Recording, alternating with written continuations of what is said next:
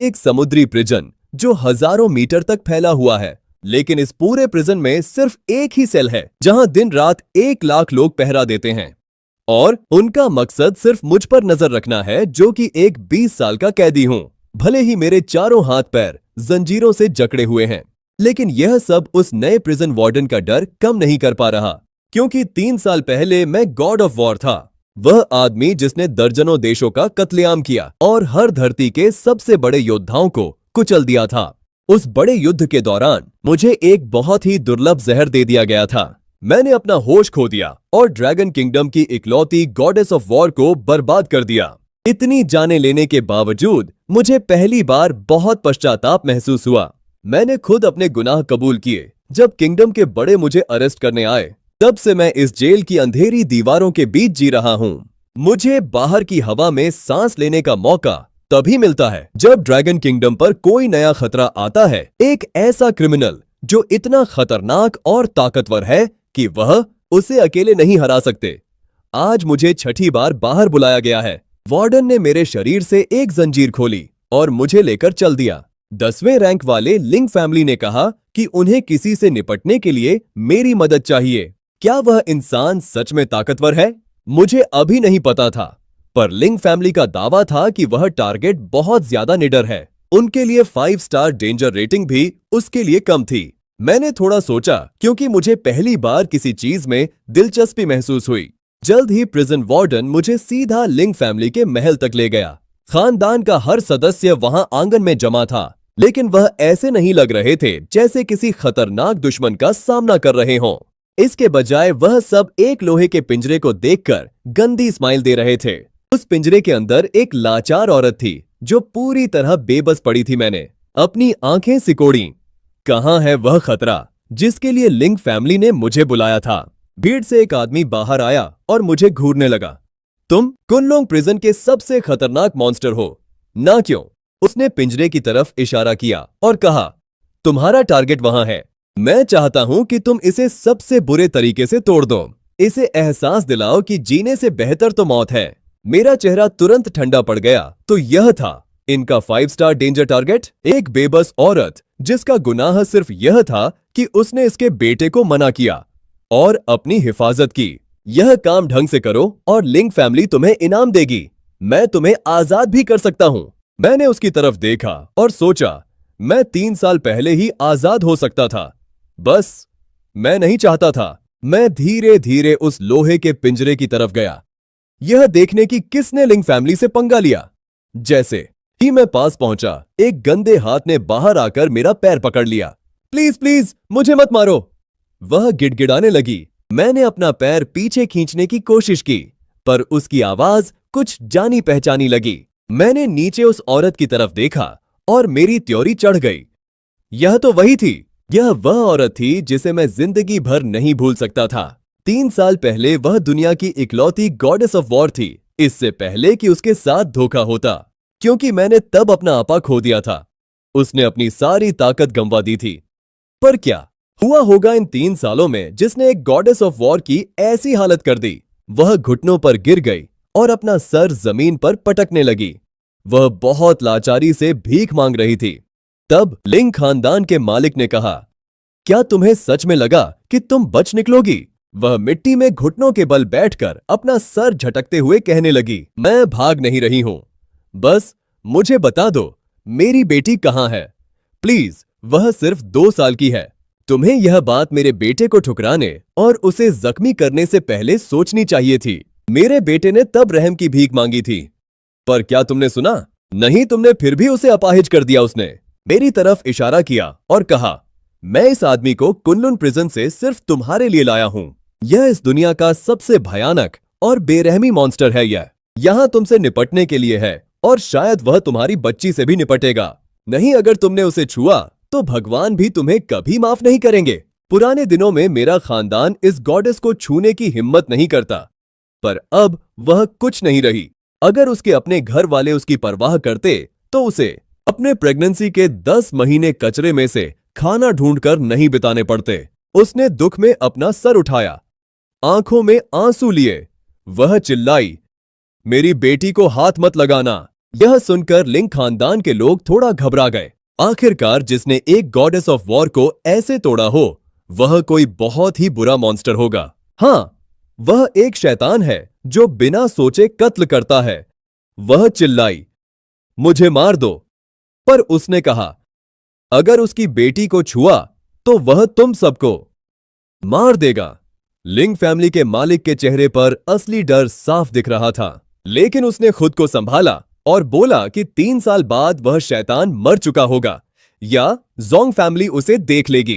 अंदर ही अंदर वह गिड़गिड़ाई, 3 साल पहले तुमने मुझे मिटा दिया था, कहां हो तुम? प्लीज आओ और हमारी बच्ची को बचा लो। वह अब 2 साल की हो गई है। वह मामा बोल सकती है और वह पापा भी बोल सकती है। वह मुझसे पूछते नहीं थकती कि उसके पापा कहां हैं। उस पल मेरा दिमाग सुन्न हो गया और मैं वहीं जम गया। शेनवुदी मेरी एक बेटी है। मैं तो एक शैतान हूं, मौत का राजा, वह आदमी जिसे दुनिया नरक का काला ड्रैगन कहती है। क्या मुझ जैसे आदमी को पत्नी और बच्ची का सुख मिलना चाहिए? लेकिन उसके लफ्जों ने उस बर्फ को पिघला दिया जिसने सालों से मेरी आत्मा को जकड़ा था। मेरा पूरा शरीर एक ऐसे गुस्से से कांपने लगा जिसे मैं रोक नहीं सकता था। मैंने उसे अपनी बाहों में भर लिया और फुसफुसाया, मैं वापस आ गया हूं। शेनवुदी आखिरकार वापस आ गया है। उसका नाजुक शरीर कांप उठा जैसे ही मेरी जानी पहचानी आवाज और सांस ने उसे मेरी याद दिला दी। वह मुझसे नफरत करने वाली थी, पर सालों की बेरहमी ने उससे वह नफरत भी छीन ली थी। उसने रोते हुए बस एक ही गुहार लगाई, प्लीज शाओयू को बचा लो, फिक्र मत करो। मैंने धीरे से कहा, जब तक मैं यहां हूं इस दुनिया में कोई उसे हाथ भी नहीं लगा सकता। लिंग खानदान हमें देख रहा था। उनके चेहरे गुस्से से काले पड़ गए जब उन्हें एहसास हुआ कि हम एक दूसरे को जानते हैं। मैंने अचानक अपना सर पीछे किया और दहाड़ा, उन ड्रैगन चेन को तोड़कर टुकड़े टुकड़े कर दिया जो मुझे जकड़े हुए थी। लिंग खानदान ने मेरी पत्नी और बच्ची की बेइज्जती की है, तो आज मैं उनके घर को कब्रिस्तान बना दूंगा। लिंग परिवार का हर सदस्य वहीं जम गया। मेरी कातिलाना आभा ने उन्हें अपाहिज कर दिया था। तब खानदान के मालिक ने मेरी तरफ हैरानी से देखा और हकलाते हुए बोला, तुम्हारी हिम्मत कैसे हुई? मैंने 20 साल तक वेस्ट पर राज किया है और मैं गिन भी नहीं सकता कितनी आत्माएं मेरे हाथों मरी हैं। एक नीची और मामूली फैमिली जैसे लिंग खानदान, मैं उन्हें एक ही लात में कुचल सकता हूं। लिन चंग ने अपने दिल के डर को दबाया और खुद को मेरी आंखों में देखने के लिए मजबूर किया। मेरा परिवार सिर्फ एक आदमी की वजह से नहीं गिरेगा। वह गुस्से में चिल्लाया, अभी घुटनों पर झुककर अपने गुनाहों की माफी मांगो तो शायद मैं रहम दिखाऊं, वरना तुम्हारा तीनों का परिवार यही मर जाएगा। लिन चंग की इन पागलपन भरी धमकियों को सुनकर मैं अचानक एक ठंडी हंसी हंस पड़ा। मैंने अपनी गॉडेस के पीले और आंसुओं से भरे चेहरे की तरफ देखा। मैंने उससे पूछा, यह कहता है कि मैं इसके परिवार को नहीं कुचल सकता, तुम्हें क्या लगता है? उसने मेरी तरफ देखा। उसकी आंखों में उम्मीद और डर दोनों एक साथ दिख रहे थे। मेरा दिमाग इतनी जोर से घूम रहा था कि मैं वहीं बेहोश होने वाला था। लिंग फैमिली को भूल जाओ, माओ दू के बड़े सुरमा भी इस डीमन किंग के कत्लेआम से नहीं बच पाएंगे। लिन फैमिली, क्या तुमने सच में उसकी बेटी को किडनैप किया है? उसे अभी आजाद करो, वरना कुछ बहुत बुरा होने वाला है। लिन चंग की आंखें गुस्से से खून की तरह लाल थीं। उसने एल्डर डाइन की धमकियों को पूरी तरह अनसुना कर दिया। जिस पल उसने उस औरत को छुआ, वह एक मरा हुआ आदमी बन गया। मैंने अपने तीनों बड़े यक्षास और अपने 3000 सिपाहियों को बुलाया। 3000 तो भूल जाओ, 3000 को भी शेनवुदी कुत्तों की तरह घसीट कर मार डालेगा। लिन चंग की आंखें गुस्से से जल रही थीं। उसके हाथों की हड्डियां चटकी। जब उसने अपनी मुट्ठी भींची, तभी अचानक एक दहाड़ती हुई आवाज पूरे हॉल में गूंजी। मैं वह चीफ हंटर हूं जो लिन परिवार की बेइज्जती करने की हिम्मत कर रहा है। तभी एक आदमी जिससे भयानक कातिलाना आभा निकल रही थी वहां आया। वह बड़े और भारी कदमों के साथ आगे बढ़ रहा था। उसके पीछे 1000 यक्षास खड़े थे। उनकी मौजूदगी ने हवा को ठंडा कर दिया था। तब उसी पल जमीन जोर से हिली और एक और दहाड़ सुनाई दी। मैं पाजुन यक्षास का नेता यहां आ गया हूं। किसकी हिम्मत है? मैं टनलोंग यूनिट का कमांडर हूँ। कौन हमारे खिलाफ खड़ा होगा? मेरे 3000 यक्षास यहाँ लिन परिवार की ताकत बढ़ाने के लिए आ चुके हैं। शेनवुडी, मेरी फौज यहाँ हरामी स्पिरिचुअल टेक्निक्स के साथ है। तुम कैसे मरना चाहते हो? हवा ठंडी होती गई जब वह आइलैंड कांपने लगा। मैंने कभी नहीं सोचा था हम तीनों साथ मरेंगे। नहीं, हम नहीं मर रहे। मैं 3 साल पहले नहीं मरा और इस दुनिया में कोई मुझे अब मार नहीं सकता। मैंने यह अल्फाज कहे और फिर मैंने लिन खानदान की तरफ एक कदम बढ़ाया। मेरी आभा भयानक ताकत के साथ फट रही थी। 3000 आदमी काफी नहीं है। जिसे जानते हो सबको बुला लो, क्योंकि आज मैं तुम्हें खून की नदी दिखाऊंगा। लिन चंग मुस्कुराया। ठीक है, जब यह तुम्हारी आखिरी ख्वाहिश है तो मैं इसे पूरा करूंगा। उसने अपनी बात खत्म की और तुरंत कॉल्स करना शुरू कर दिया। ज्यादा देर नहीं हुई, गाड़ियों का एक बहुत बड़ा काफिला वहां दहाड़ता हुआ आया। काले कपड़ों में सैकड़ों लोग एक साथ एकदम डरावने तरीके से बाहर निकले। जे.ओ. फैमिली यहाँ है। हम लिन परिवार को अपनी ताकत देने आए हैं। माँ फैमिली आ चुकी है। जो लिन परिवार को छुएगा वह हमसे भिड़ेगा। एक के बाद एक शहर की सबसे खतरनाक हस्तियां वहां प्रकट होने लगीं। यहां तक कि योंग फैमिली के खतरनाक लोग भी उनके साथ मिल गए। लिन चंग की ताकत भड़क उठी और वह सीधा मुझ पर दहाड़ा। 5000 आदमी तुम्हें मिट्टी में मिलाने के लिए काफी से भी ज्यादा हैं। अब हमें बस तुम्हारी बेटी के यहाँ पहुंचने का इंतजार करना है। फिर तुम्हारा यह छोटा सा परिवार नर्क में दोबारा मिल सकेगा। लिन परिवार के गुंडों ने एक भारी लोहे का पिंजरा भीड़ के बीच घसीटा। उस पिंजरे के अंदर एक नन्ही सी ठंड से कांपती मिट्टी में सनी बच्ची बैठी थी। तभी एक आवाज दर्द से चिल्लाई, वही है वही हमारी शौचाओ है। मैं वहां जम गया जैसे मुझ पर बिजली गिरी हो। अपनी बेटी को उन सलाखों के पीछे कैद देखकर एक चुभता हुआ दर्द मुझ में उतरा और मेरी आंखें गुस्से से लाल हो गई। मैंने अपनी पत्नी को पास खींचा और उस लोहे के पिंजरे की तरफ भारी कदमों से चल दिया। जैसे ही मैं सलाखों के पास पहुंचा, अंदर बैठी वह नन्ही बच्ची अचानक रोना बंद कर गई। उसने अपनी हैरानी भरी आंखों से मुझे देखा, जिनमें अभी भी आंसू तैर रहे थे। क्या आप शाओ चाओ के पापा हैं? उसने धीरे से पूछा। उस एक पल में मेरी आत्मा के चारों तरफ की बर्फ पूरी तरह टूट गई। मैंने हाथ बढ़ाया और उस लोहे के पिंजरे को अपने नंगे हाथों से चीर दिया। एक ही झटके में वह लोहा बिल्कुल अलग हो गया। मैंने अंदर हाथ डालकर उसे बड़े प्यार से बाहर निकाल लिया। मैंने अपनी नन्ही बच्ची को सीने से लगा लिया और उसे जोर से पकड़ लिया। हाँ, अब मैं तुम्हारा पापा हूं। मैं अब यहां हूं। शाओ चाओ ने अपना चेहरा मेरे सीने में छुपा लिया और बिलक कर रोने लगी। पापा, आप कहां थे? आपने मुझे बचाया क्यों नहीं? इन्होंने मुझे मारा। पापा, बहुत दर्द हो रहा है। शाओ चाओ को बहुत दर्द हो रहा है। गुस्से की एक ऐसी लहर मेरे शरीर की हर नस में दौड़ी जिसे बयान नहीं किया जा सकता। लिन चंग ने गंदी स्माइल दी। अब जब तुम तीनों साथ हो तो तुम सब मर सकते हो।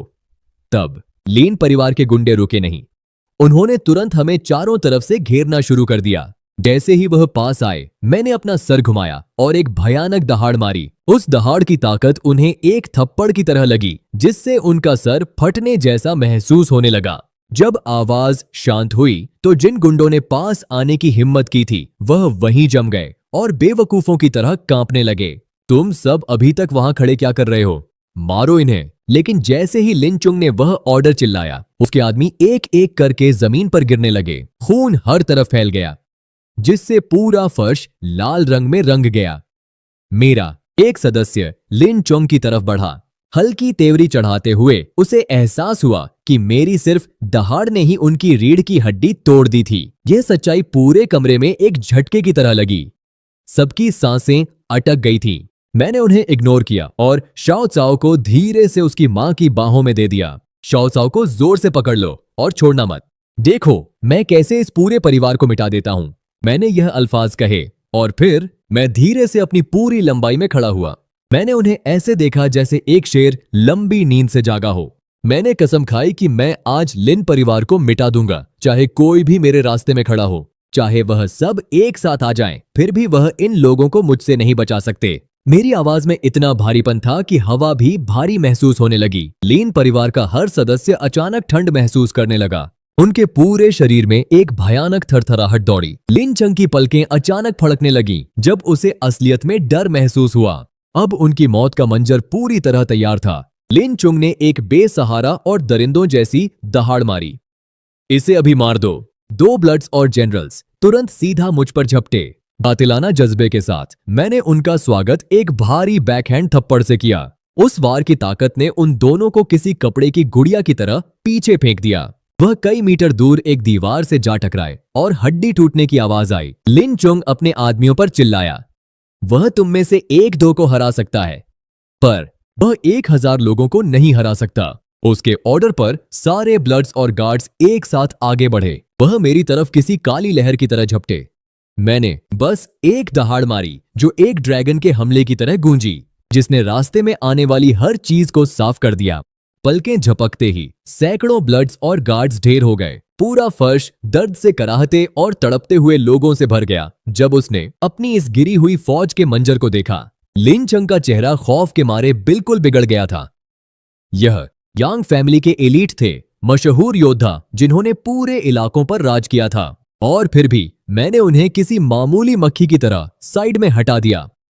लिन चंग अपने छुपे हुए मेहमानों की तरफ मुड़ा।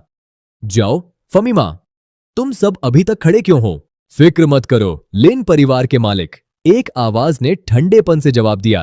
अब हमारी बारी है बीच में आने की। मैंने आगे बढ़कर अपनी मां के कान बंद कर दिए, चाओ चाओ को एक भरोसे वाली स्माइल दी और पूरी ताकत से अपना पैर जमीन पर दे मारा। मेरे सामने वाला फर्श तुरंत ही टूटकर ढेर हो गया। यांग फैमिली के एलीट मेंबर्स बिल्कुल दंग रह गए। जो हमला करने वाले थे वह वहीं ढेर हो गए और अचानक जरूरी मीटिंग्स का बहाना बनाने लगे। लिन चंग ने यह सब देखा। उसका चेहरा गुस्से से नीला पड़ गया। मैंने अपनी नजर उसकी तरफ घुमाई। मेरा चेहरा बिल्कुल शांत था। मैंने उसे ऐसे देखा जैसे वह मर चुका हो और पूछा, तुम कैसे मरना चाहते हो? चुप कर, वह दहाड़ा। तुझे सच में लगता है तू मुझे मार सकता है? मॉडू फैमिली का युन जोंगसी मेरे साथ है और वह बस आता ही होगा। उस नाम को सुनते ही ली पेजू का चेहरा मौत जैसा सफेद पड़ गया। उसने डरपोकों की तरह मुझे पकड़ा और बोली, श्याओ साओ को लो और अभी भागो। मैं वेयुन को जानती हूं, तू उसका मुकाबला नहीं कर सकता। वह रोई, पर मैंने उसे शांत रहने कहा। मैंने उसकी आंखों में देखा और एक वादा किया, आज के बाद कोई भी तुम्हें फिर कभी दुख नहीं पहुंचाएगा। तभी दूर से एक घमंडी हंसी गूंजी। कितने बड़े बोल हैं! अगर मैंने आज तुम्हें घुटनों पर ना लाया तो मेरा नाम वेयुन नहीं। एक बंदा कॉम्बैट गियर पहने विला में आया। उसकी मौजूदगी ने दम घुटने जैसा कर दिया। वेयुन जोंगसी को देखकर लिन चंग आखिरकार खुशी से झूम उठा। लिन चंग किसी कुत्ते की तरह उसके पास भागा और मक्खन लगाने लगा, पर वेयुन ने उसे एक नजर तक नहीं देखा। उसके चेहरे पर एक कातिलाना मुस्कुराहट थी। एक मामूली कैदी की इतनी हिम्मत! मैं तुम्हें 2 रास्ते देता हूं। पहला, घुटनों पर बैठो और अपने हर एक गुनाह को कबूल करो। दूसरा, मरने के लिए तैयार हो। यह देखकर लिन चेंग की आंखें खुशी और एक्साइटमेंट से चमक उठी। वेयुन जैसे ग्रैंड मास्टर के होते हुए मेरा परिवार अब मरने ही वाला था। कमरे में मौजूद हर किसी ने बिल्कुल यही सोचा था। वेयुन एक मशहूर ग्रैंड मास्टर था और कोई आम आदमी उसे नहीं रोक सकता था। मैंने उसकी बेकार की बातों पर बिल्कुल ध्यान नहीं दिया। मैं तुरंत आगे बढ़ा और पलक झपकते ही उसके बिल्कुल पास पहुंच गया। मैंने वेयुन के सामने आकर उसे असलियत का स्वाद चखाया। मैंने पूरी ताकत से उसके मुंह पर एक भारी थप्पड़ जड़ा। उस वार ने वेयुन को किसी टूटी हुई गुड़िया की तरह पीछे फेंक दिया। उस 1 सेकंड में पूरे कमरे में सन्नाटा छा गया। यह नामुमकिन था। एक ग्रैंड मास्टर सिर्फ एक थप्पड़ से ढेर हो गया। यह कोई चाल या वहम ही हो सकता है। आखिर एक मामूली कैदी वेयुन जैसे बंदे को कैसे हरा सकता है? लिन चेंग के चेहरे की खुशी अब भयानक डर में बदल चुकी थी। मैं वहां खड़ा लिन चेंग को बर्फ जैसी ठंडी आंखों से देख रहा था। मैंने कहा था कि मैं आज इस परिवार को मिटा दूंगा, चाहे यंगसे का कोई भी मास्टर या गॉड ऑफ वॉर आ जाए। तुम फिर भी आज मरोगे। लिन चेंग सीधा अपने घुटनों पर गिर पड़ा। उसका चेहरा किसी लाश की तरह सफेद पड़ गया था। मालिक, मुझसे गलती हो गई। वह चिल्लाया, मुझे आपकी पत्नी और बच्ची को चोट नहीं पहुंचानी चाहिए थी। अगर आप हमें छोड़ दें तो मैं अपनी पूरी जायदाद आपके नाम कर दूंगा। लेन परिवार इस दुनिया का एक बड़ा और इज्जतदार कबीला था, जिनके पास कम से कम 10 अरब युएन की संपत्ति थी। एक बड़ी किस्मत। मगर मेरी आंखें सिर्फ मेरी पत्नी और नन्ही बच्ची पर टिकी थी। वह दोनों ही मेरी दुनिया है। कोई भी दौलत उनके सामने कुछ नहीं है। तुम कुछ भी कहो, कोई फर्क नहीं पड़ता। आज तुम सब मरोगे। लिन चंग लाचारी में चिल्लाया। उसे समझ आ गया था कि भीख मांगना पूरी तरह बेकार है। यह मॉडू की जोंग फैमिली थी जिसने उन्हें परेशान करने का ऑर्डर दिया था। तुम्हें लगता है तुम मुझे मार दोगे? जोंग फैमिली तुम्हें कभी नहीं छोड़ेगी। वह मॉडू के सबसे बड़े लोग हैं, जिनके पास अनगिनत मास्टर्स हैं। फिक्र मत करो, वह सब भी जल्द ही तुम्हारे साथ नरक में होंगे। नरक में तुम्हारा स्वागत है। मैंने उसे एक आखिरी जानलेवा लात मारी। फिर मैंने अपनी नजर वो यून और बाकी लोगों पर डाली जो निकलने की कोशिश कर रहे थे। और अब तुम्हारा क्या? मास्टर वे यून का चेहरा अपने असली साइज से दुगना सूज चुका था। उस एक थप्पड़ ने उसे लगभग खत्म ही कर दिया था और वह इतना कमजोर हो गया कि बिना मदद के खड़ा भी नहीं हो पा रहा था। तभी डाइन यूसेन ने घबराहट में मुझे एक फोन थमा दिया। मैंने उसके हाथ से फोन लिया और स्क्रीन की तरफ घूरा। यह यांगजे का एल्डर ड्रैगन था, वही आदमी जिसने 3 साल पहले मुझे कुनलुन प्रिजन भेजा था। उसने कहा, इलॉन, मेरी बात सुनो, तुम्हारा ट्रायल खत्म हो गया है। तुम्हें वापस कुनलुन जाने की जरूरत नहीं है। मैं चाहता हूं कि तुम यांगजे के नए गॉड ऑफ वॉर बनो। मैंने साफ मना कर दिया। मैंने ठंडेपन से जवाब दिया। उसने कहा कि उसे सब पता है जो तुम्हारे साथ हुआ। उसने आगे कहा, अगर तुम अभी भी एक अकेले सिपाही होते तो तुम्हें इस टाइटल की जरूरत नहीं पड़ती। लेकिन अब तुम्हारी एक पत्नी और बेटी है। अगर तुम अपने लिए यह नहीं करना चाहते तो उनके लिए करो। मैंने अपनी कमजोर पत्नी और उस नन्ही गंदी बच्ची की तरफ देखा, फिर फुसफुसाया। ठीक है। मैंने फोन रखा और अपनी ठंडी नजर उन लिंग फैमिली वालों पर डाली जिन्होंने उन्हें टॉर्चर किया था। पूरे विला में एक के बाद एक दिल दहलाने वाली चीखें गूंजने लगीं। एक पल बाद मैंने अपनी पत्नी को अपनी पीठ पर उठाया और बाहर निकल गया। मैंने लिंग फैमिली के महल को पूरी तबाही में छोड़ा और रात के अंधेरे में गायब हो गया। ठीक उसी वक्त जानमो फैमिली के महल में खानदान का मालिक जनिंग गुस्से में दहाड़ा। क्या वह जवान परिवार, वह पूरी तरह मिटा दिए गए हैं और यह उस आदमी ने किया है शादी के तुरंत बाद। जान परिवार के साथ शादी का वह गठबंधन अब पूरी तरह बर्बाद हो चुका था। उन्हें पता चल गया था कि मेरी पत्नी की बेइज्जती की गई थी। यह एक ऐसा दाग था जिसे धोया नहीं जा सकता था। इस वजह से जान परिवार की बहुत बेइज्जती हुई और वह सबकी नजरों में मजाक बन गए। एक बड़े खानदान के लिए यह एक कभी ना भूलने वाली बेइज्जती थी। जानिंग ने गुस्से में अपना मुक्का मारा। वह नफरत में जल रहा था। उन्होंने तुरंत उसके परिवार के चारों तरफ शिकंजा कसना शुरू कर दिया। उन्होंने मेरी पत्नी को सिर्फ इसलिए जिंदा रखा ताकि वह उसे जलील करके अपना बदला ले सके। वह 3 साल पुराने उस आदमी का इंतजार कर रहे थे, जांग टियनफेंग का। वह गुस्से से पागल था।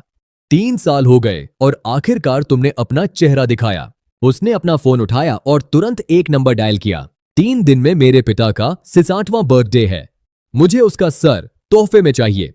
इस बीच अपनी पत्नी के बताए रास्ते पर चलते हुए मैं आखिरकार उस जगह पहुंचा जहां वह रह रही थी। लेकिन जब मैंने देखा कि वह और श्याओ चाओ एक पुल के नीचे एक गड्ढे में रह रहे हैं, मेरा शरीर कांपने लगा। मेरी पत्नी ने दुख भरी आंखों से मेरी तरफ देखा। 3 साल। मैं तुम्हारे बच्चे के साथ प्रेग्नेंट थी। मोडू की जैंग फैमिली गुस्से में थी और सब पर दबाव बना रही थी। मुझे तुरंत मेरे अपने ही परिवार से बाहर निकाल दिया गया। किसी भी कंपनी ने मुझे काम पर रखने की हिम्मत नहीं की। मेरे पास हमारी बेटी को लेकर जाने के सिवा कोई रास्ता नहीं था। श्याओ चाओ को लेकर मैं छुप गई। एक पुल के नीचे इस तरह रहना और कचरे में से खाना ढूंढना, सिर्फ जिंदा रहने के लिए। मेरे मुंह से दर्द भरी एक चीख निकल गई। मेरे पास सबसे बड़ी ताकत और बेशुमार दौलत थी, फिर भी मेरा परिवार गंदगी में जी रहा है। अचानक उसका शरीर ढीला पड़ गया और मैंने उसे बचाने के लिए झपटा। गिरते हुए उसने अपना हाथ आगे बढ़ाया और एक अजीब नजर से मुझे देखा। 3 साल तक मैंने मेरी जिंदगी बर्बाद करने के लिए तुम्हें मारने के सपने देखे, लेकिन अब मुझ में तुमसे नफरत करने की हिम्मत भी नहीं बची। मेरे जाने के बाद तुम्हें शाओ काओ का ख्याल रखना होगा। मैंने अपना सर पीछे किया और लाचारी में आसमान की तरफ देखकर दहाड़ा। क्या मैं शेन वुदी हमेशा अकेला रहने के लिए बना हूं? पूरी जिंदगी नहीं, मैं तुम्हें मरने नहीं दूंगा। मैंने अपनी पत्नी को अपनी पीठ पर उठाया और शाओ चाओ को अपनी गोद में लिया। मैं सड़कों पर मदद के लिए पागलों की तरह भागा। मैं उस इलाके के हर हॉस्पिटल और क्लिनिक की तरफ दौड़ा। मैं एक फार्मेसी से दूसरी फार्मेसी तक भागा जब तक मेरे फेफड़े जलने नहीं लगे। उन सब ने बिना किसी एक्सेप्शन के मुझे वहां से भगा दिया। उसी पल मुझे सब समझ आ गया। यह मोडू की जैंग फैमिली की करतूत थी। उन्होंने शहर के हर मेडिकल फैसिलिटी में मेरा नाम ब्लैकलिस्ट कर दिया था। उन हरामियों जैसे बड़े खानदान से पंगा लेने की किसी में हिम्मत नहीं थी। मेरे शरीर के अंदर से एक बहुत ही भयानक कातिलाना ऑरा निकलने लगी। मेरे आसपास के सब लोग जम गए। उनकी रूह अचानक मिले उस खौफ से कांपने लगी। पास खड़ी नर्सेज ने घबराहट में एक दूसरे को देखा और आखिरकार वह हिली। उन्होंने जल्दी से मेरी पत्नी को स्ट्रेचर पर लाया और ऑपरेशन रूम में ले गई। थोड़ी देर बाद एक बूढ़ा डॉक्टर मेरे पास आया और लाचार दिखते हुए अपने हाथ फैला दिए। उनके जख्म बहुत गहरे हैं और कॉम्प्लिकेशंस बढ़ रही हैं। मुझे डर है कि वह बच नहीं पाएगी। मैंने उस बूढ़े डॉक्टर को ठंडी नजरों से घूरा और कहा, मैं उसे बचाऊंगा चाहे जो हो जाए। मैंने चाओ चाओ को फर्श पर बिठाया और उससे कहा, मम्मी के पास रुको जब तक मैं जड़ी बूटियां लाता हूँ। पापा उन्हें बिल्कुल ठीक कर देंगे, मैं वादा करता हूँ। मैंने उसके लिए एक छोटी स्माइल दी। मैंने शाओ चाओ से वह वादा किया, फिर पलटा और रात के अंधेरे में गायब हो गया। बाद में मैं उम्मीदली हॉस्पिटल के कमरे की तरफ तेजी से भागा, पर जब मैं जड़ी बूटियों के बंडल लिए पहुंचा तो वहां कोई नहीं था। मैंने हर तरफ देखा पर मुझे मेरी पत्नी या शाओ चाओ कहीं नहीं मिले। वह हॉस्पिटल का कमरा पूरी तरह बिखरा पड़ा था और हर तरफ अफरा तफरी मची थी। तभी एक कांपती हुई परछाई एक अंधेरे कोने से रेंगते हुए बाहर आई। वह डॉक्टर था जो हांफते हुए बोला कि कुछ गुंडे यहां घुसे थे और एक मैसेज छोड़ गए। उसने कांपते हाथों से मुझे एक मुड़ा तुड़ा कागज का टुकड़ा थमा दिया। शाम 4:30 बजे नॉर्थ यंगसी स्टेशन के खंडहर। लेट होने का अंजाम तुम जानते हो। मैंने अपनी मुट्ठी में वह कागज मसल दिया। मेरा खून गुस्से से खौलने लगा था। मैंने एक सेकंड भी बर्बाद नहीं किया और वापस रात के अंधेरे में भागा। इस बीच नॉर्थ यंग से शमशान के खंडहर में मेरी पत्नी ठंडी जमीन पर पड़ी थी। 18 काली परछाइयां गिद्धों की तरह उसके ऊपर खड़ी थी। काले कपड़ों वाले उनके लीडर ने अपना फोन बाहर निकाला। उसने कॉल उठाया और कहा, छोटे मालिक, औरत और बच्ची हमारे कब्जे में हैं। वह ठीक 4:30 बजे यहां हमारे जाल में सीधा चलकर आएगा। दूसरी तरफ से ज़ैंग लोंग की आवाज आई, बहुत अच्छे, अब उसे होश में लाओ। दर्द से कराहते हुए मेरी पत्नी को धीरे धीरे होश आने लगा।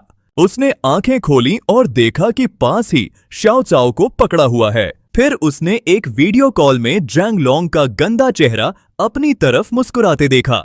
सच्चाई सामने आते ही उसका दिल जैसे बैठ गया। शाओ चाओ मासूम है, वह गिड़गिड़ाई, प्लीज उसे छोड़ दो, मैं वह सब करूंगी जो तुम चाहोगे, बस मेरी बेटी को चोट मत पहुंचाना। लाइन के दूसरी तरफ ज़ांग टियनफिंग जोर जोर से हंसने लगा। लिन सिंगजो, जरा गौर से देखो कि तुम्हारे चारों तरफ कौन खड़ा है। मेरी पत्नी ने फोकस करने की कोशिश की। उसकी आंखें डर से कांप रही थीं। उसने देखा कि वहां जंग खानदान के 18 ब्लैक गार्ड्स खड़े हैं। उसे यकीन नहीं हो रहा था कि उन्होंने इस काम के लिए एलीट यूनिट्स भेजे हैं। ज़ांग टियनफिंग ने उसका पीला चेहरा देखा। उसका सुकून हर पल बढ़ता जा रहा था। मैं तुम्हारे झूठ को अपने पिता की बर्थडे पार्टी का तोहफा बनाऊंगा। लिन सिंगजो ने लाचारी से चाओ चाओ को देखा। उसका दिल टूट रहा था। क्या वह आदमी सच में हमारे लिए आएगा? मुझे माफ कर दो, मैं लेट हो गया। मैंने आकर देखा मेरी पत्नी का पीला चेहरा और श्याओ चाओ की आंसुओं से भरी आंखें। मेरी आंखों में एक ठंडी चमक दौड़ी, जैसे कोई बुरा इरादा मुझ पर सवार हो। मेरे शरीर से एक खौफनाक ऑरा किसी तूफान की तरह निकलने लगी। ब्लैक ड्रैगन की ताकत मेरी नसों में दौड़ने लगी थी, आसमान की तरफ बढ़ते मेरे इस कातिलाना गुस्से के साथ। अचानक ज़ांग लोंग के दिल को एक अनजान डर ने जकड़ लिया। आखिर यह आदमी है कौन? पर वह जानता था अगर वह छोटे मालिक के ऑर्डर्स में फेल हुआ तो वह वैसे ही मरेगा। उसने देखा कि मैं पहले ही उनसे 5 मीटर से भी कम दूर रह गया हूं। ज़ांग लोंग ने गुस्से में अपने होंठ चबाए और दहाड़ा, गार्ड्स, इसे मार डालो। ब्लैक गार्ड्स उसके उस धीमे आवाज वाले ऑर्डर पर निकल पड़े। उन 18 ब्लैक गार्ड्स ने एक साथ अपनी लंबी तलवारें निकाल लीं। एक ही पल में काली परछाइयों ने मुझे हर तरफ से घेर लिया। इस पूरे मंजर को देखते हुए लिन सिंगजो की आंखें गम और लाचारी से भर गई थीं, लेकिन जो उसने कभी सोचा नहीं था वह अब हो गया।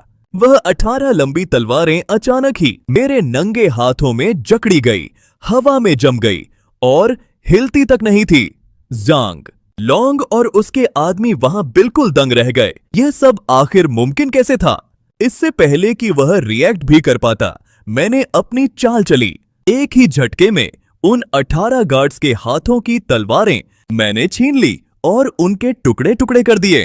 फिर मैंने उन पर अपना पलटवार शुरू किया। मैं एक गुस्से भरे तूफान की तरह तेजी से दौड़ा। अगले ही पल हमारे नीचे वाले पत्थर उड़ते हुए पाउडर में बदल गए। हवा में धूल का एक गहरा बादल छा गया। लाशें एक एक करके जमीन पर गिरने लगी थी। एक दर्द भरी और दिल दहलाने वाली चीख काफी देर तक हवा में गूंजती रही। उन सब का काम तमाम करने के बाद मैं भारी कदमों से लिन शिंगजो की तरफ बढ़ा। देखना, हिम्मत मत हारना, मुझे वो सारी जड़ी बूटियां मिल गई हैं जो हमें चाहिए। जैसे ही हम किसी सुरक्षित जगह पहुंचेंगे, मैं तुरंत तुम्हारा इलाज शुरू कर दूंगा। उसके फीके पड़ चुके चेहरे पर एक हल्की और प्यारी सी मुस्कुराहट आई। फिक्र मत करो, मैं शियाओ कियाओ को ऐसे नहीं छोड़ सकती। मैं इतनी आसानी से नहीं मरूंगी। मैंने इस औरत की तरफ देखा। मेरा दिल कई तरह के जज्बातों से भरा हुआ था। वो हिम्मत की एक ऐसी मिसाल थी जिसने अपनी बेटी के लिए नरक जैसा दर्द सहा था। मैंने अपनी जेब में हाथ डाला और वो फोन निकाला जिसे मैंने सालों से नहीं छुआ था। मैंने एक ऐसे नंबर पर कॉल किया जिसे 3 लंबे सालों से डायल नहीं किया गया था। मैं बोल रहा हूं, मैंने कहा, और उसके बाद एक भारी सन्नाटा छा गया। लाइन के दूसरी तरफ से तुरंत एक खुशी भरी दहाड़ सुनाई दी। बड़े भाई, क्या सच में आप हैं? बड़े भाई वापस आ गए हैं। मेरी आंखों में आखिरकार एक सुकून भरी गर्माहट आ गई। 3 साल पहले मुझ पर कुछ लोगों ने हमला किया था और सब कुछ बदल गया था, पर अब मैं बिल्कुल सही सलामत योंग परिवार के इलाके में खड़ा था। योंग महल में अपने बंदे भेजो। मो डिसांग यान को एक बहुत बड़ा तोहफा भिजवाना है। जब मिलेंगे तब पूरी बात बताऊंगा, पर अभी मुझे एक जान बचानी है। आप फिक्र मत कीजिए बड़े भाई, हम सब कुछ परफेक्ट तरीके से संभाल लेंगे।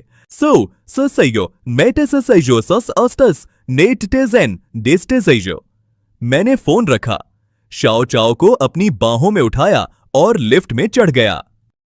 मैं एक बहुत ही आलीशान विला के सामने पहुंच गया।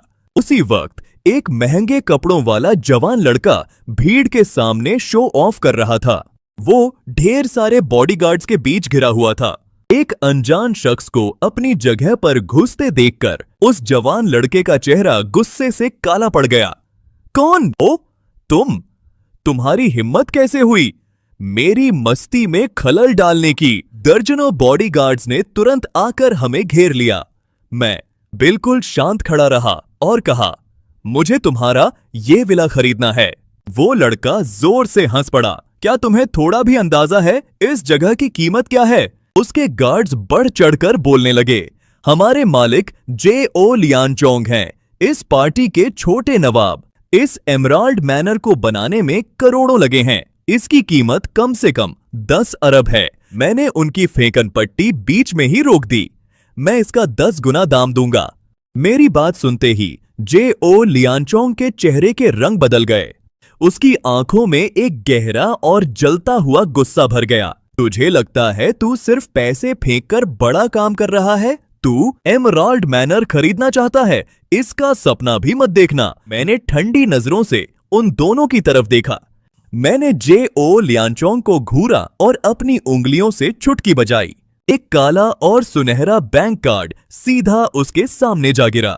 वो वहां उसके हाथ में इंतजार कर रहा था। उस कार्ड में 10 अरब युआन से भी ज्यादा पैसे थे। जे.ओ. लियानचोंग उस ब्लैक एंड गोल्ड कार्ड को देखता रहा, फिर अचानक नफरत से मुस्कुराया।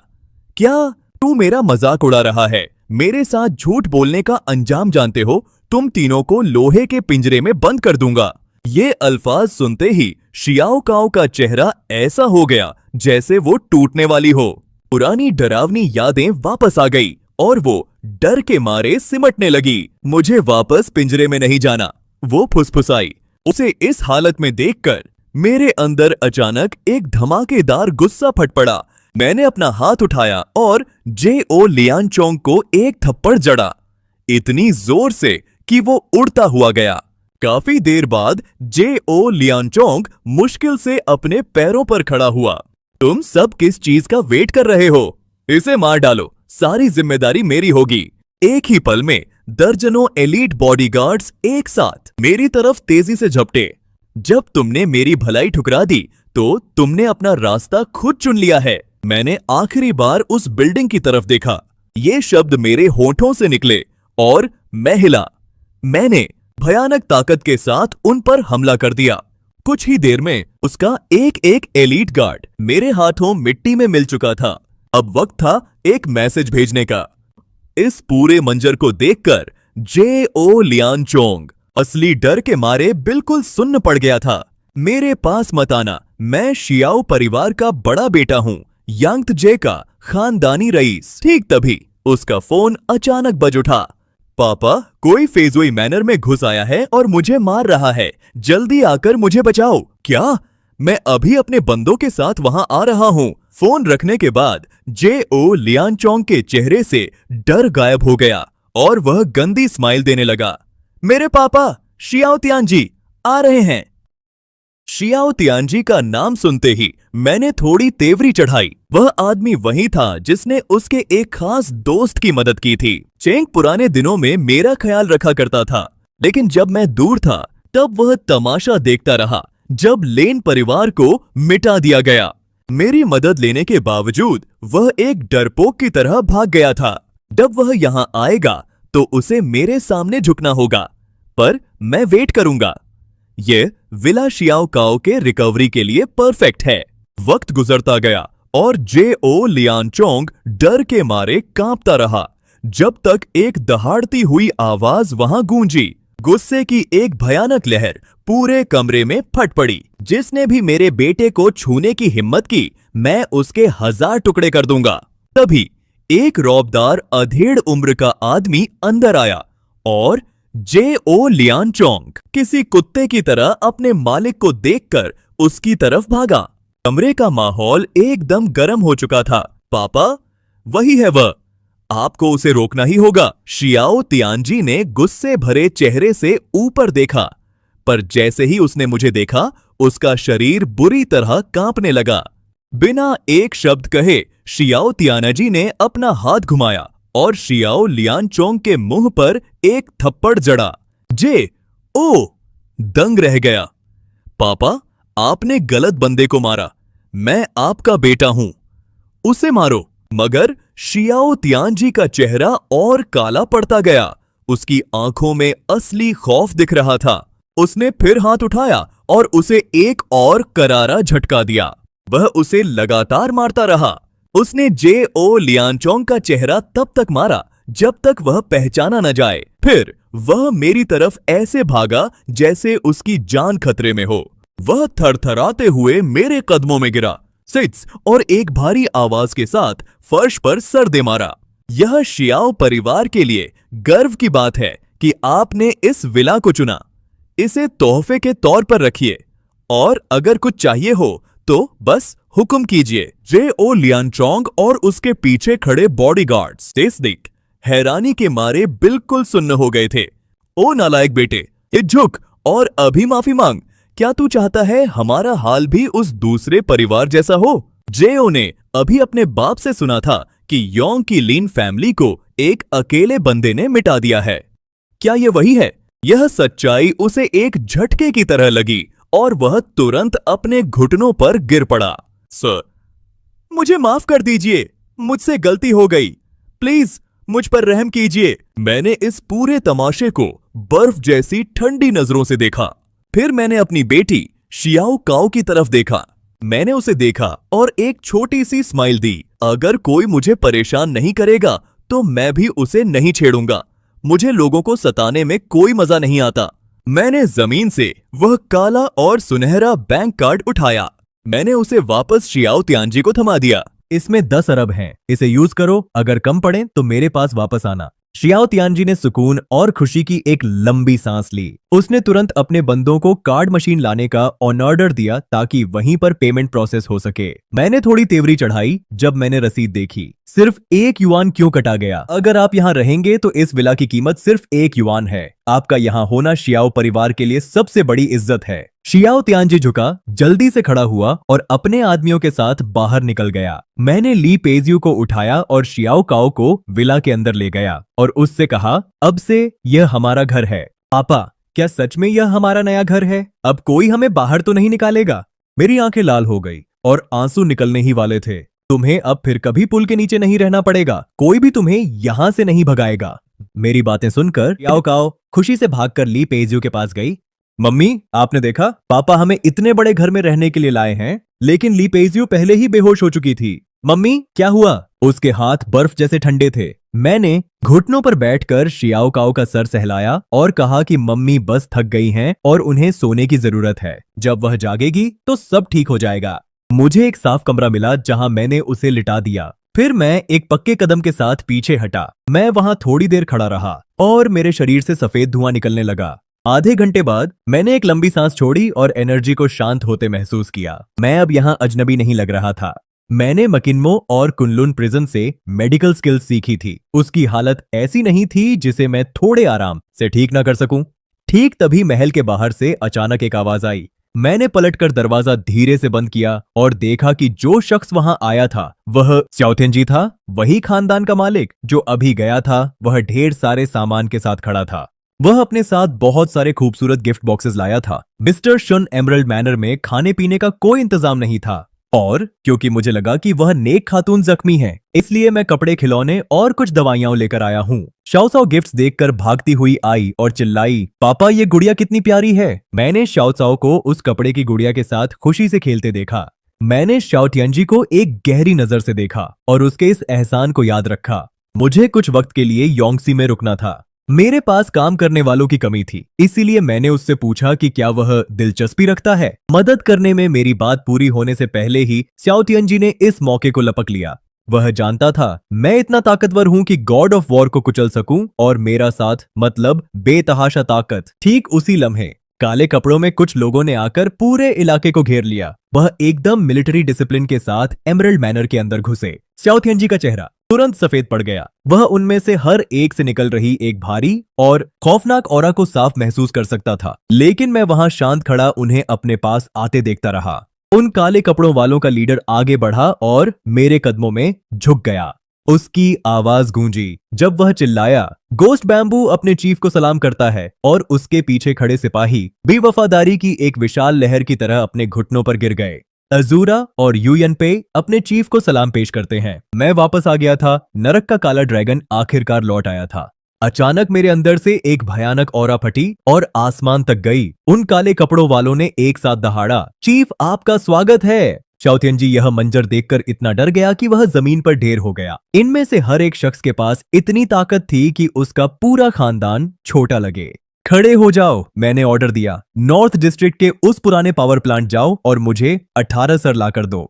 मुझे 3 दिन में जोंग यनबाओ का सर चाहिए था, उसके बर्थडे गिफ्ट के लिए, बिल्कुल सही वक्त पर। दूसरी तरफ जोंग परिवार के महल में 2 बड़े लोग मुबारकबाद देने के लिए पहुंच चुके थे। जोंग यनबाओ अपनी इज्जत वाली कुर्सी पर बैठा था। उसके चेहरे पर एक घमंडी स्माइल थी। मेरे दोस्तों, इतने महंगे तोहफे भेजने के लिए आपका बहुत बहुत शुक्रिया, उसने गर्व से कहा। जोंगयन खानदान का तीसरा बेटा धीरे से आगे बढ़ा। बू, आपको आपका 60वां जन्मदिन मुबारक हो। मैं आपके लिए यह नायाब कैलीग्राफी का नमूना लाया हूँ। आसपास खड़े मेहमानों ने तुरंत उसकी तारीफों के पुल बांधने शुरू कर दिए। वह फुसफुसाने लगे कि ऐसा असली काम देखना जिंदगी में सिर्फ एक बार मिलने वाला एहसान है। फिर सबसे बड़ा बेटा जंग टियनयांग एक रस्मी ट्रे लेकर पास आया। हैप्पी 60th बर्थडे फादर, मैं आपके लिए शांति की यह माला लाया हूं। यह चंदन की लकड़ी से बनी है और इसे खुद महान संत लोम्पिगन ने दुआएं दी हैं। मुझे पूरी उम्मीद है कि पिताजी को यह पसंद आएगी। मेहमानों की भीड़ अचानक बहुत ज्यादा एक्साइटेड हो गई। उस संत की ब्लेस्ड की हुई माला दौलत और लंबी उम्र लाने के लिए मशहूर थी। सबने माना कि जांग टियनयांग का तोहफा उस रात का सबसे बेहतरीन तोहफा था। मेहमानों ने सर हिलाकर तारीफ की। उनकी नजरें जांग परिवार के इस चमकते सितारे पर टिकी थी। जांग परिवार के तीनों बेटों में से सिर्फ एक ने अभी तक अपना तोहफा नहीं दिया था। जांग टियनफेंग यह सब देख रहा था और अपने आदमियों से पूछा कि क्या जांग लोंग की कोई खबर है। अभी तक तो कुछ नहीं, छोटे मालिक पर आपने खुद ऑर्डर दिया है तो वह वक्त पर आ जाएंगे। मैंने यह सुनकर सुकून से अपना सर हिलाया। मेरी आंखों में एक गहरी और ठंडी जीत की चमक थी। मैं एक ऐसा बर्थडे गिफ्ट देने वाला था जिसे देखकर मेरे पिता खुशी से झूम उठेंगे। अच्छा है, जंग यनबाओ ने कहा, मैं तुम्हारे तोहफे का इंतजार कर रहा हूँ। थोड़ी देर बाद एक शख्स तेजी से अंदर भागता हुआ आया।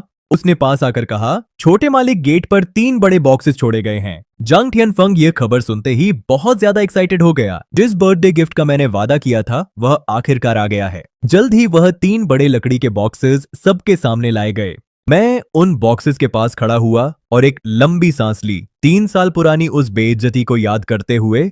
पर आज हमारे परिवार के इतिहास का वह शर्मनाक किस्सा हमेशा के लिए खत्म हो रहा है। मैंने अपना सर ऊंचा किया और अनाउंस किया, इन बॉक्सेस के अंदर उस पूरे परिवार के कटे हुए सर हैं। मैंने गुस्से में पहला बॉक्स लात मारकर खोला ताकि सब अपना इनाम देख सकें, पर अगले ही सेकंड मेरे चेहरे की वह घमंडी स्माइल वहीं जम गई। उन बॉक्सेस के अंदर मेरे दुश्मन नहीं थे, वह तो जांग परिवार के 18 ब्लैक गार्ड्स थे। यह खौफनाक मंजर देखकर जांग यनबाओ भयानक गुस्से में फट पड़ा। ओ गधे, क्या यही वह तोहफा है जो तेरी हिम्मत हुई मुझे देने की? मैं एक भारी आवाज के साथ अपने पिता जांग यनबाओ के सामने घुटनों पर गिर पड़ा। पिताजी, जरूर यह उस आईपीजेयू वाली कौटी की करतूत है, वही है जिसने यांग परिवार को मिटा दिया। मेरे पिता की आंखों में एक भयानक और अंधा गुस्सा फट पड़ा। एक बार जंग परिवार की शान में गुस्ताखी हुई तो वह बिल्कुल बर्दाश्त नहीं होगी। यह मंजर देखकर मेहमानों के सर डर के मारे सुन्न होने लगे। हमारे जैसे टॉप टियर परिवार से पंगा लेने का मतलब था खून की नदियां बहना। आधे घंटे बाद उस टारगेट परिवार के असली खूनी रिश्तेदारों को कुत्तों की तरह घसीटकर जांग परिवार के विला में लाया गया। ली परिवार का वह बूढ़ा मुखिया वहां खड़ा था। 80 साल से ऊपर की उम्र में वह थरथराते हुए पूछ रहा था कि उनका गुनाह क्या है। यह सब तेरी बेटी और दामाद की वजह से है, मेरे बाप ने दहाड़ा।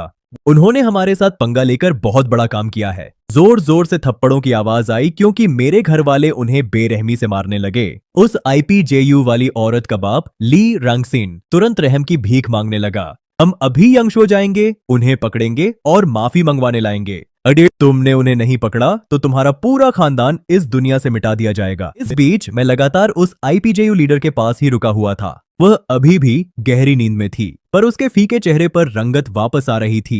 उसे ठीक होते देख मेरे चेहरे पर सुकून की एक छोटी सी मुस्कुराहट आई। मगर ठीक उसी वक्त लोगों की एक टोली अचानक कमरे में घुस आई। वह मैनर में ऐसे घुसे जैसे वह उनका अपना ही घर हो। उनमें से हर एक के शरीर से स्पिरिचुअल पावर की एक भारी ऑरा निकल रही थी। उनकी नफरत भरी एनर्जी से कमरे की हवा एकदम भारी हो गई थी। मैंने उन घुसपैठियों को बर्फ जैसी ठंडी आंखों से देखा। कौन हो तुम? मैंने पूछा। और तुम्हें क्या लगता है तुम यहाँ क्या कर रहे हो? उनमें से एक आदमी आगे बढ़ा और पूरी ताकत से चिल्लाया, मैं उस आईपीजेयू लीडर का बाप हूँ जिस मर्द के साथ तूने पहले गुनाह किया था। तेरी हिम्मत कैसे हुई जांग परिवार पर हमला करने की? तू हमारे साथ चलकर माफी मांगेगा?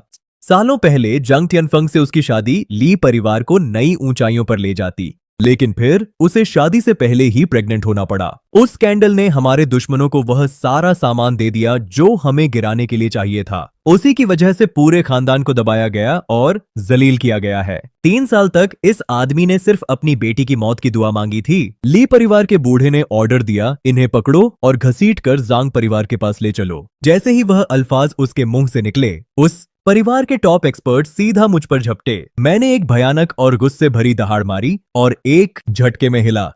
उनकी पूरी टीम का हर एक सदस्य पीछे उड़ता हुआ गया।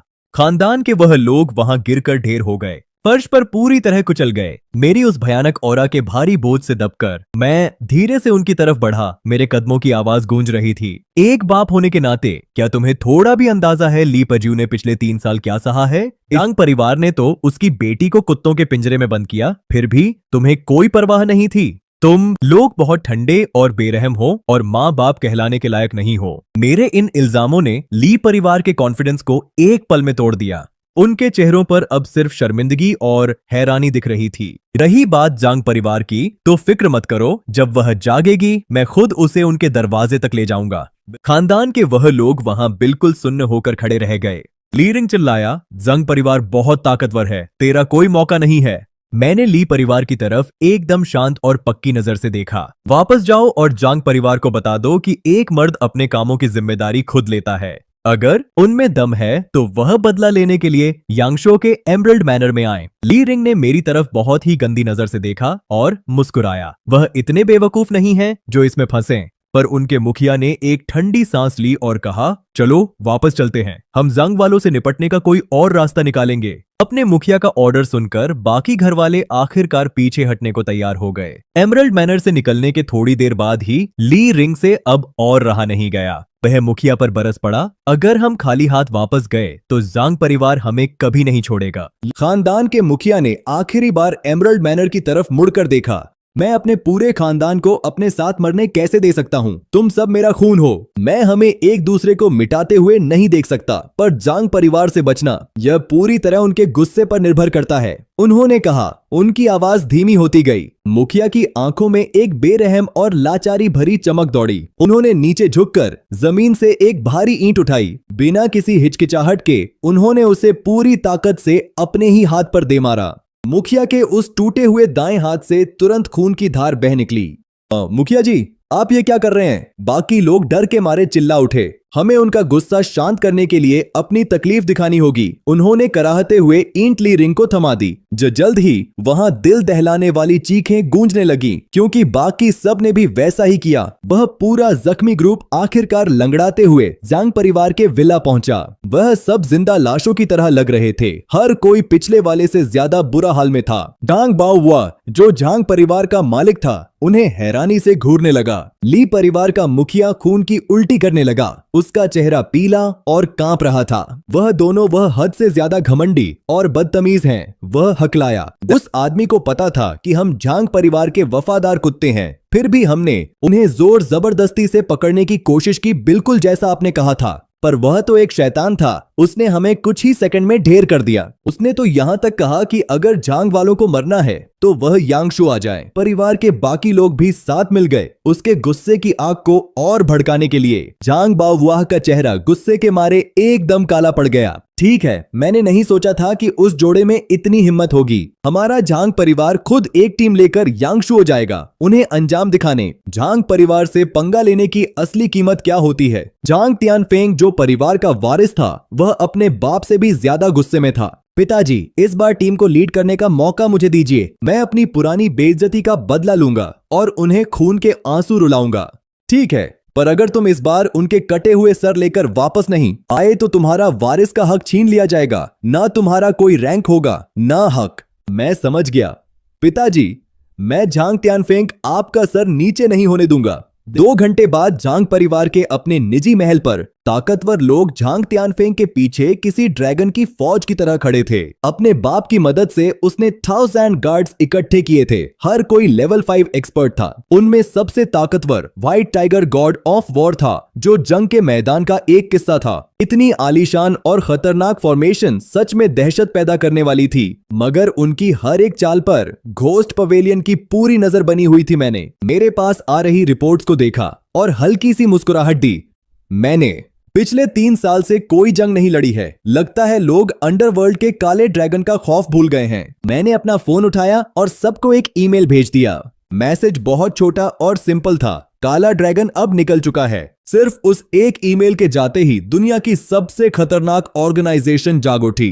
काले ड्रैगन की वह बेइंतहा ताकत अब फिर से मैदान में वापस आ गई थी। पूरी दुनिया में किस्मत के पहिए अब तेजी से घूमने लगे थे। दुनिया के हर कोने में इस बदलाव की आहट महसूस की गई। अनगिनत टॉप टियर एक्सपर्ट्स अब निकलने लगे थे। पिछले 3 सालों का वह सन्नाटा आखिरकार पूरी तरह खत्म हो गया। उन सबका सिर्फ एक ही निशाना था, यांगशुओ। तभी बॉर्डर पर एक गॉड ऑफ वॉर ने रिपोर्ट्स को बहुत ही गंभीर चेहरे से देखा। वह तुरंत भागा ताकि यह जरूरी खबर अपने बड़े अफसरों तक पहुंचा सके। नरक के राजा की एलीट फौज अब शहर की तरफ बढ़ रही थी। रिपोर्ट्स की बाढ़ आ गई थी। जिनका निशाना यांगशो था वह सब यांगशो जा रहे हैं। वेस्टर्न ड्रैगन ने भी अपने 5 सबसे बड़े कमांडर्स शहर में भेज दिए थे। यांगशो पर होने वाला यह हमला अब एक बहुत बड़ी लहर बनता जा रहा था। यहाँ तक कि इंटरनेशनल लीजेंड शाइन किम भी निकल चुका था। 1000 मास्टर तलवारबाज पहले से ही शहर की हदों के पास पहुंच रहे थे।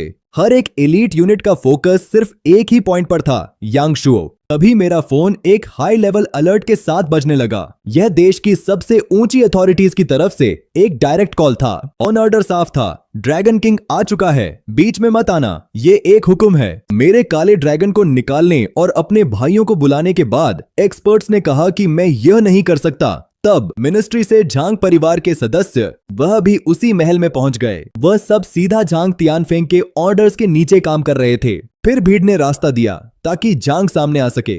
वह white tiger god of war Lin Tiandao के साथ बाहर निकला। तभी उसी पर ली पेइजू एक कुर्सी पर लेटी हुई थी, बहुत गहरी नींद में। इस बीच मेरी बेटी शाओकियाओ और मैं खेल रहे थे, ऐसे जैसे कुछ गलत ही ना हो। झांग तियानफेंग हमें देखकर जम गया। उसका चेहरा एक भयानक कातिलाना गुस्से से बिगड़ने लगा। शेन वूदी, आज मैं तुम्हें कुचल दूंगा और तुम्हारे शरीर की हर एक 206 हड्डी का चूरा कर दूंगा मैं, और तुझे मजबूर करूंगा देखने के लिए जब मैं उस औरत और तेरी बेटी को तड़पा कर मार डालूंगा एक एक करके। झांग तियानफेंग की इस बेरहम धमकी के सामने मैं बिल्कुल शांत खड़ा रहा। मैंने ली पेइजू और शाओकियाओ को वापस विला के अंदर पहुंचाया। फिर मैं धीरे से बाहर वापस आया। मेरा सब्र अब आखिरकार जवाब दे चुका था। मेरे होठों पर एक नफरत भरी मुस्कुराहट खेल रही थी। मेरी पत्नी को अब भी आराम चाहिए, इसलिए मैं तेरे पास नहीं आ सका। फिर भी तू यहाँ आ गया मेरे दरवाजे पर मरने के लिए। झांग तियानफेंग एकदम अंधे और पागलपन भरे गुस्से में हंसने लगा।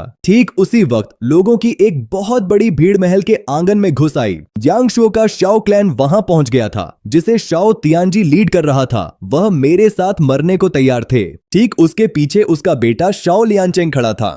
झांग तियानफेंग ने यह मंजर देखा और जोर से हंसने लगा। वह अपनी पूरी ताकत से चिल्लाया, इससे क्या फर्क पड़ता है? इन कुछ और चींटियों के यहाँ रेंगने से भला क्या हो जाएगा? वैसे भी क्या तुम्हें नहीं पता कि अभी यांगशी एयरपोर्ट पर क्या हुआ है? मैंने यांगशी के 8 बड़े खानदान को मुर्गियों की तरह घसीट कर मिटा दिया है। चाहे तादाद हो या ताकत, तुम्हारी साइड झांग परिवार के सामने बिल्कुल मामूली है। मैंने अचानक स्माइल की और पूछा, सच में?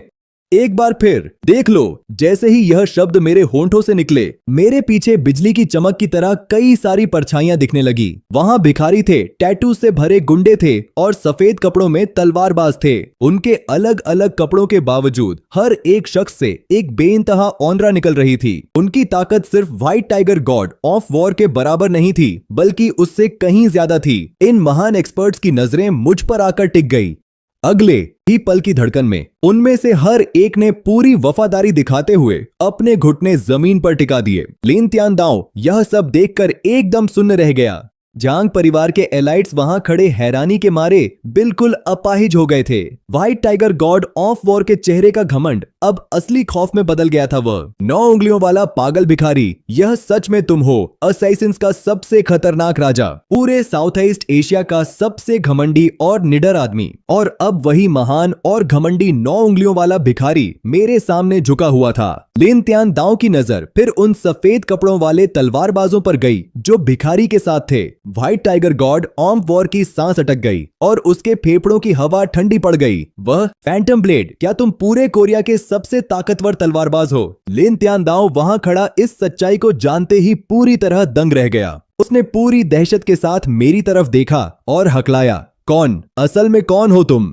उसकी कांपती हुई आवाज सुनकर मेरे होंठों पर एक ठंडी मुस्कुराहट आई। क्या तुमने कभी नरक के काले ड्रैगन के बारे में सुना है? जैसे ही मेरे मुंह से वह अल्फाज निकले, लिन तियानदाओ का चेहरा ऐसा हो गया जैसे उसने भूत देखा।